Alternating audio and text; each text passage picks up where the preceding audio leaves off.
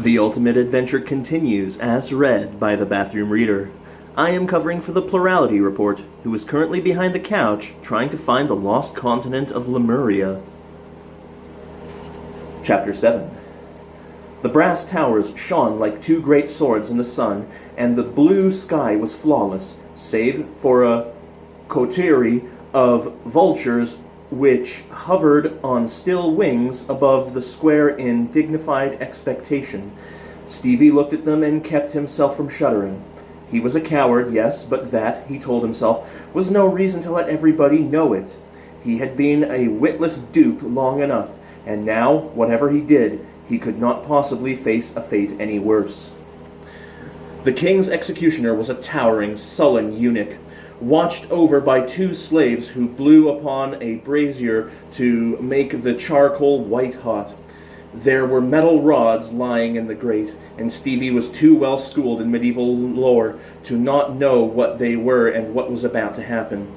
But, however sick he felt, he made his face into a mask and went with unfaltering steps to the platform of the first stake. His guards were very anxious to get him secured, but their problem was complicated by the fact that no one would touch him. These men of the prison had none of the mettle of the troopers.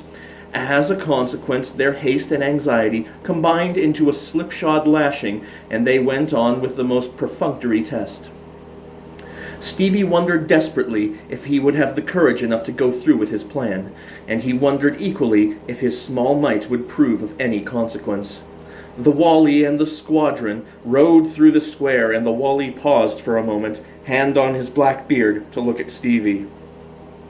"You would have it no other way than to see the ruler," said Asib.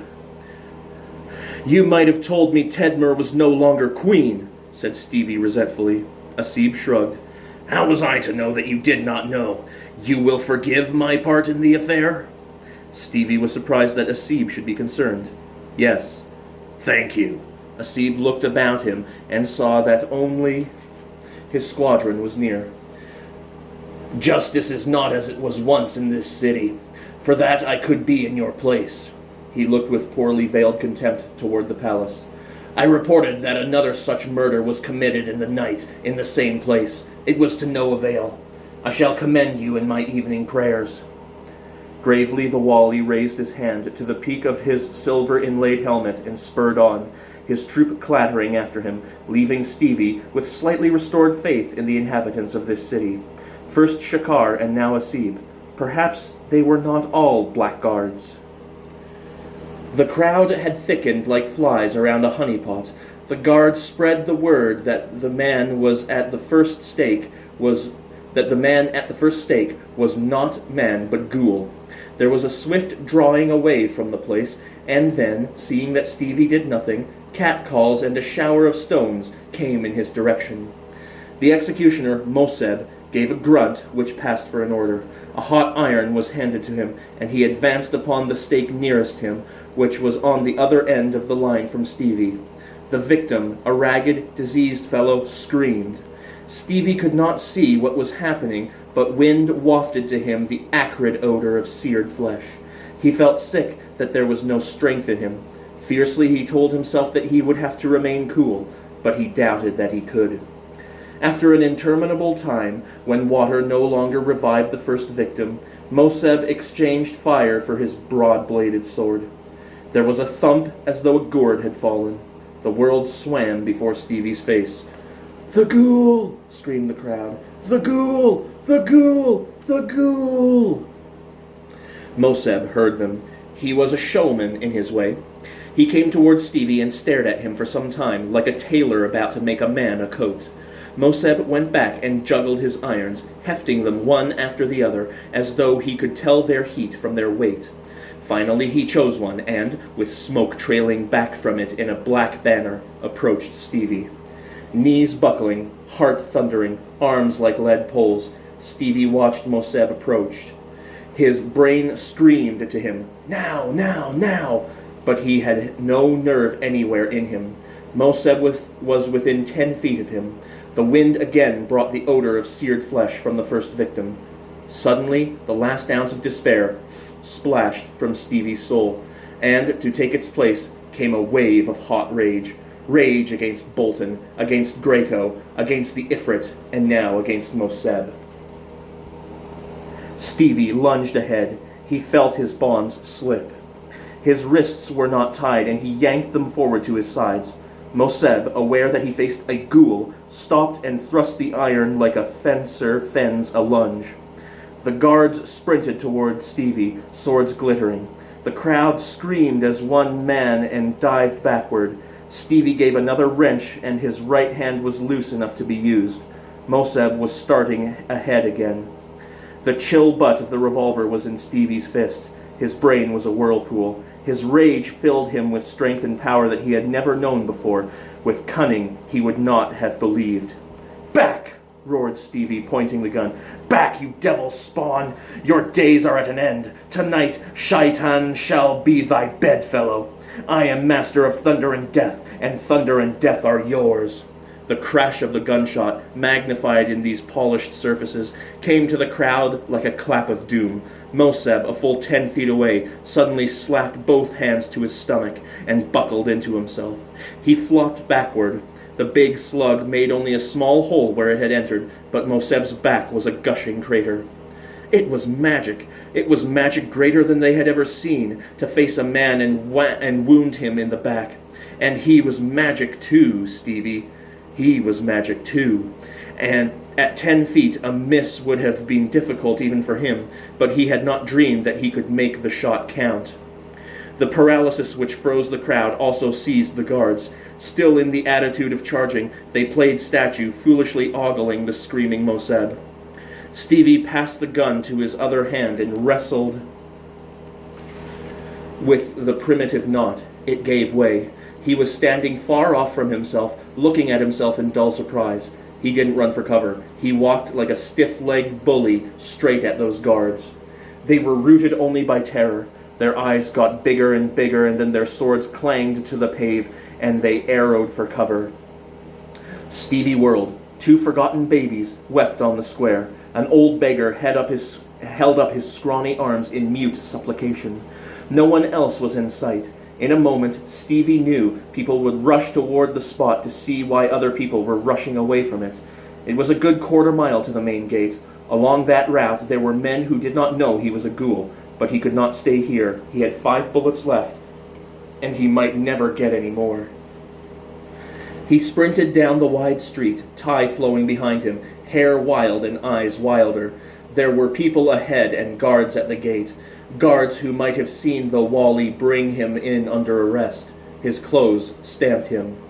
But he had to try, and he dared not risk another bullet. Only 5.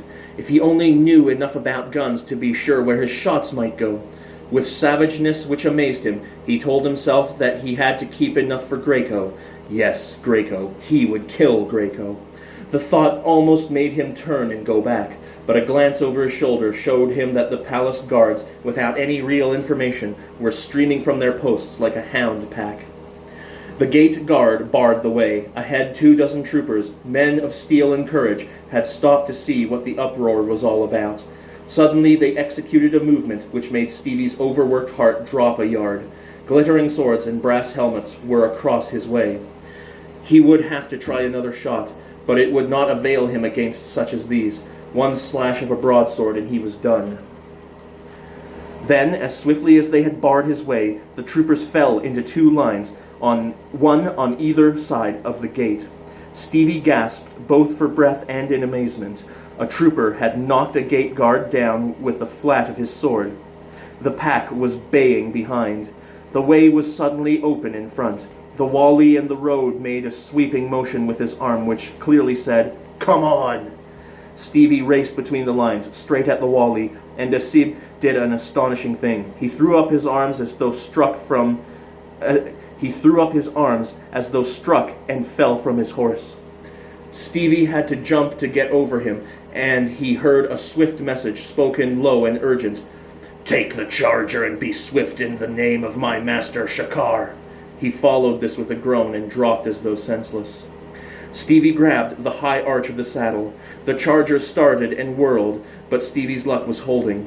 It veered under him as any trained charger should, practically throwing him into the saddle. The great animal reared, and Stevie snatched the reins.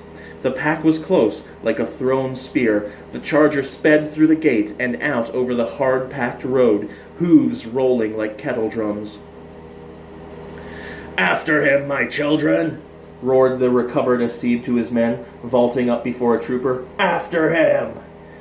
It made a fine scene for the wall guards, but the charger was a spirited runner and the saddle was too big to fall out of, and when Stevie looked back a mile farther on, the squadron was lost in his dust. He continued to ride as though blown by a hurricane. A thundering hour passed and Stevie looked back in vain for the squadron. He eased down and left the road. He was glad to walk his mount for a change, even though on such a thoroughbred he did not find riding nearly as difficult as he had once supposed it. Suddenly he grinned. Said Stevie to himself, "I am a coward, yes, there is no doubt about that. I am a coward, but I've found I don't have to act like one." Far behind him he could see two bright spots on the horizon. Those brass towers were visible for an incredible distance. Ahead of him he could see a cluster of mean hovels, almost lost beneath the scowling brow of a mountain. This lost settlement had mushroomed from the ruins of a feudal palace, and though it had every appearance of being a thieves' den, it was sanctuary to Stevie. An old crone looked up from a doorstep and appeared blinded by the glitter of saddle and bridle. Stevie got down. He had no intention of stealing Asib's charger forever. This new cunning which had come to him said it would be better otherwise. Such a trained animal would promptly go home. He dismounted and slapped the horse on the rump. It trotted away, heading back toward the twin bright spots far away. The crone blinked at such a procedure. She blinked again at Stevie's odd attire. "From whence?" "I am El Stephen. If you give me shelter, you shall not be sorry." She read a threat into it and made way for him to enter the hut. Without misgivings, Stevie entered the smoky, filthy interior. Chapter 8. Stevie was far too elated over his escape and too drunk with the sudden knowledge of his own capabilities to be overly careful of this place. The dank hovel had a wild animal smell to it, and the floor was incredibly dirty, but it offered shelter and a moment to rest after a long night of sleeplessness. Certainly there was nothing to fear from the old hag who rubbed her toothless gums in the doorway. He had not realized how body-weary he was, and now that there were 4 unhostile walls around him, he sank down on a pile of skins in a far corner from the door. He had intended to think over the best way of proceeding, but before he could snatch himself, he fell into a deep slumber. How long it lasted, he could not be certain. It was dark and chilly when at last he opened his eyes and sat up. The pale rectangle which marked the door was now empty. Stevie was troubled, and he did not know why. And then he became aware of voices approaching, and finally the thump of heavy feet. Men were coming, and Stevie's heart began to thunder within him. But when he reasoned that they would not be making so very much noise if they were looking for a ghoul, he grew easier. Shadows bulked through the entrance and stopped. Evidently the 3 men had heard they had a visitor, and now wished to locate him. Stevie forced himself to greet them. "Hello. I was forced to take shelter here this afternoon from weariness." There was no direct answer.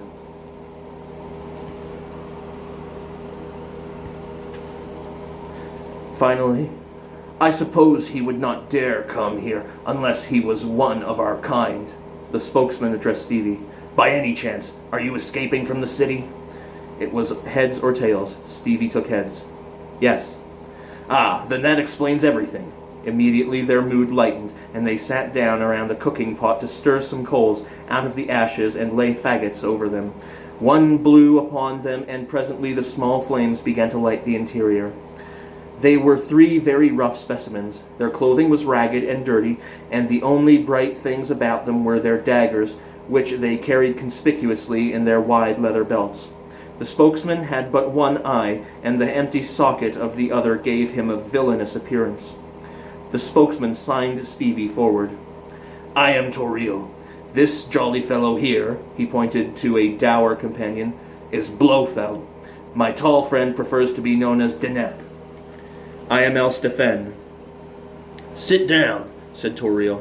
"If you have business with me, It can wait until after we have eaten. And I tell you, El Stephen, you are not niggardly with our food these days. The bounty is good. You are hungry, doubtless, and we will set before you what we have. It is true, is it not, that you slew Moseb this morning? Yes. Ha! That is a good joke. I heard some peasants pass me while I lay in some tall grass, and they were talking about it. Good work. I only wish I had had the chance. You had it once and paid with your eye, groused Blofeld. Ah, but if I had it again. You're safe. He's dead, snapped Blofeld. I don't know how you did it, but it was a good trick, continued Toriel. He chuckled for a long time, while the old hag boiled water and made ready with food. Stevie felt fairly well at ease. These men did not seem so bad. In fact, they were pleasant to be with, so respectful with their address to him. He had been rolling a white ball back and forth at his side without looking at it, feeling almost peaceful. The old hag opened the pack-sacks of the three and started to take out the fare. Stevie almost fainted. By the hair, she held the severed head of a woman. Stevie glanced at the white ball. It was a human skull. These men, he knew in an instant, were ghouls. But Stevie had been through so much of late that he hadn't much astonishment left in him. By a great effort, he retained his poise, while inwardly he screamed the question, "What will I do when I am asked to eat?"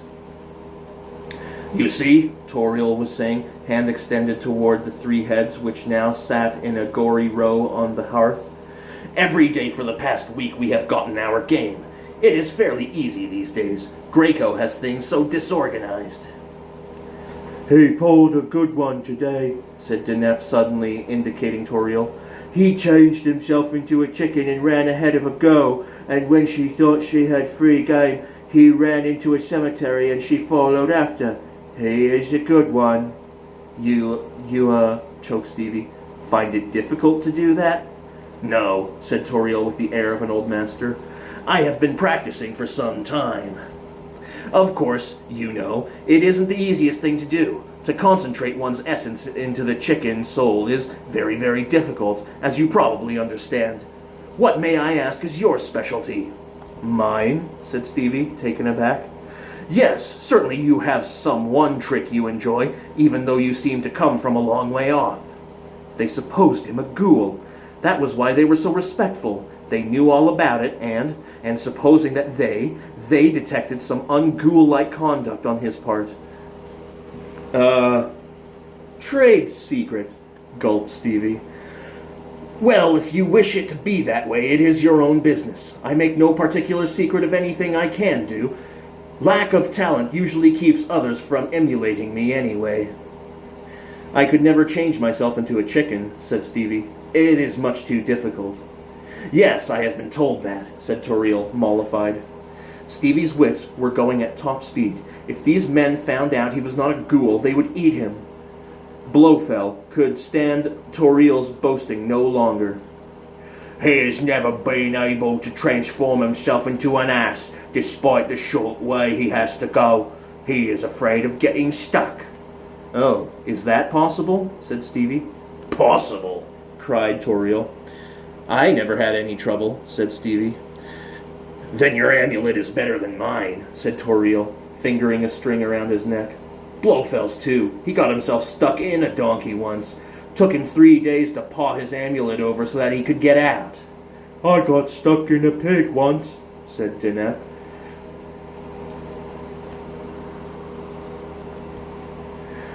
Do you, he added eagerly, know any way to keep that from happening? Toriel there, even if he won't admit it, is in mortal terror of that chicken trick of his. He won't work it unless he has run through all the rest without bagging his game. At this point, the pre-Moseb Stevie would have swooned with terror, but the post-Moseb Stevie had seen some of his own handiwork. Although his heart, he felt certain, would give him away by leaping straight out of his mouth and into his lap, he maintained his equilibrium. There is a way, he said hesitantly. All three instantly leaned toward him, so close that he could smell their foul breaths. You wouldn't mind telling us, said Toriel. Well, after all, I accept your hospitality. He was astounded at himself. He couldn't go through with this. He didn't have the nerve. There is a word, he paused. No, I really can't impart it. I was sworn to secrecy. But we're your friends, cried Deneb. I'll make you a bargain, said Stevie. You tell me where I can find the Ifrit who bound the city of brass and enchantment, and I'll tell you the word. There he had said it, but how on earth could he make good? Toriel laughed. Why, that is very simple, but you must be far-seeing indeed to know about that enchantment. It was altogether too long to suit us. Let me tell you. He grew sober.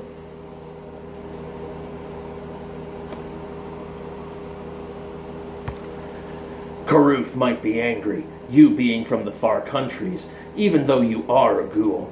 We have had some little trouble with Karuf. We tried, to pilfer the city, but both my father and my brother were killed trying to scale the wall. When Karuf heard about it, he was very angry with us. He didn't intend any real harm, of course, and he looks down upon eating humans, if you can understand such a ridiculous viewpoint as that. If he hadn't become enamored with Tedmer, he never would have done it. It was so much trouble, It took him 5 years to get all the spells together, and some say he had to go all the way to Haruk for some of the materials. It almost brought war upon his house, too. Those Jinn are fools in a lot of ways. He went to all that trouble and spent all that time when all he had to do was steal her and have done with it. That's so, said Deneb, turning a head on a spit and smacking his lips as he contemplated it. But there was more to it than that. He offered her city for her love, and she wouldn't have him. So what could he do but carry through with his threat? Now, if I had been in his place, I would have taken her, whoosh, right out of her palace and starved her until she got some sense. But that's the trouble with the Jinn. Some ways they're very bright, and others they're terribly stupid. After Karuf had gone to all that trouble, do you think the other Jinn would take advantage of it? No. They were angry at Karuf for working alone, and they wouldn't have anything to do with either Karuf or the city. And there it was, waiting to be sacked. Cold meat all over the place. What do you care about the money and things, said Toriel. They kept away because of Karuf, I tell you. By far and large, he's the strongest Ifrit of the lot. They're terrified of him. He figured if he destroyed the city completely, he'd never get Tedmer to do anything but hate him. No, it's all very clear. The Jinn stayed away because they were afraid of Tedmer. Karuf had to make good his word and drop the veil over the town. When it woke up out of time, what could he do but steal Tedmer? I hear he went to the chamber about once a month and broke her spell and asked her if she relented, said Blofeld. Jinn are fools. A fellow like Karuf being stopped by a woman's no. Ha! Jinn are almost as bad as men. Those are hard words, said Toriel. Karuf has his good points. After all, he was in love. Where is he keeping Tedmer? Said Stevie, trying not to appear too anxious. He dug a house, said Toriel, and put her in a dark chamber. At least that is what they say. When she decides he is not so bad, she will become a queen of the Jinn. But women are such fools.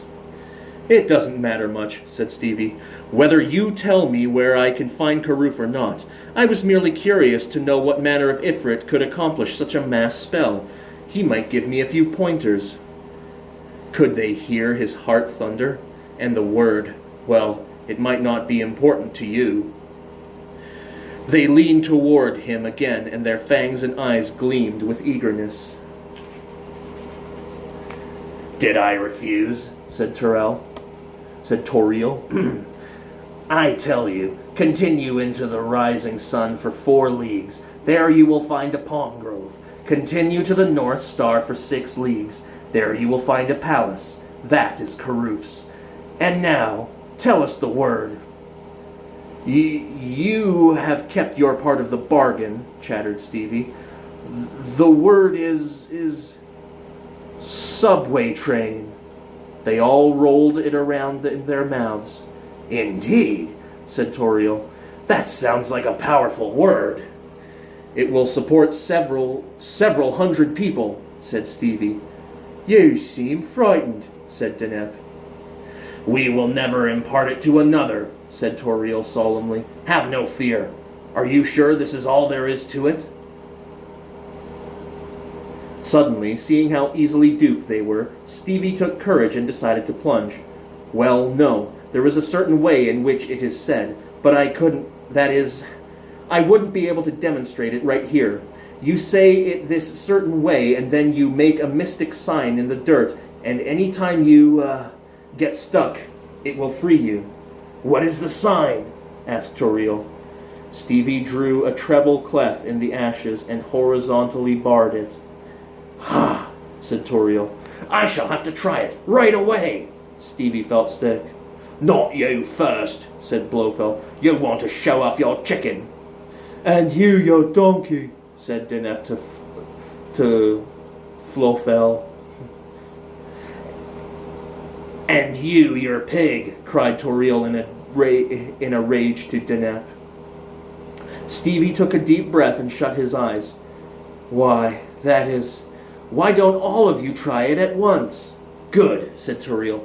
You are a wise ghoul. Stevie blinked.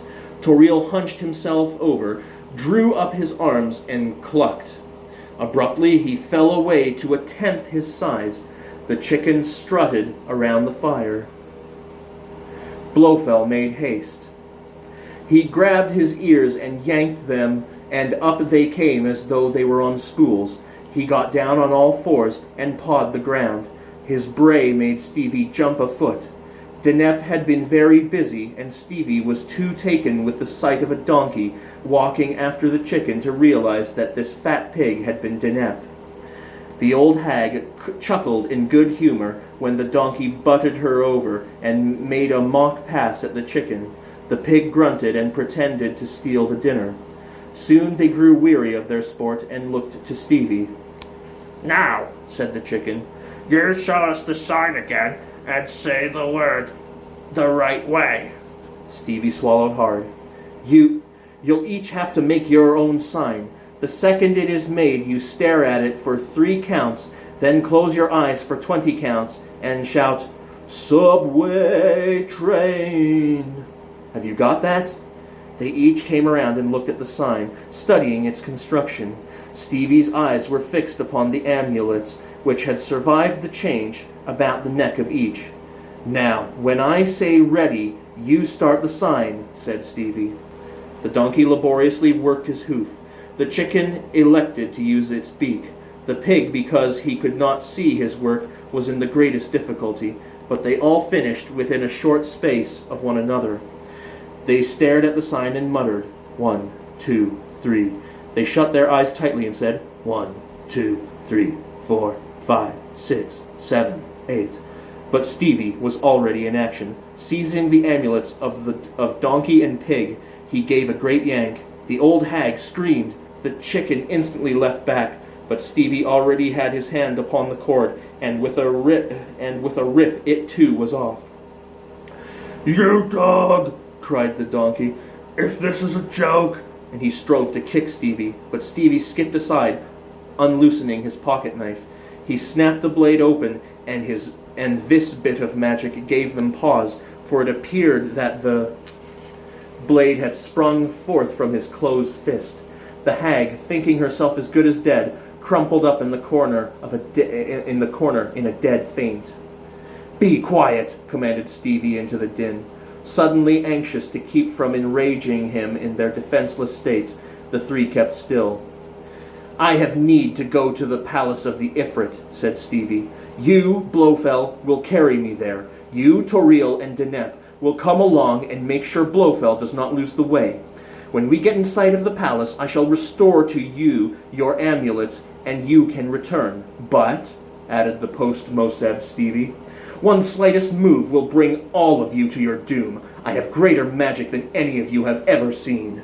They stared at him dumbly while he made a halter out of some thongs, and then, when he mounted, went docilely along.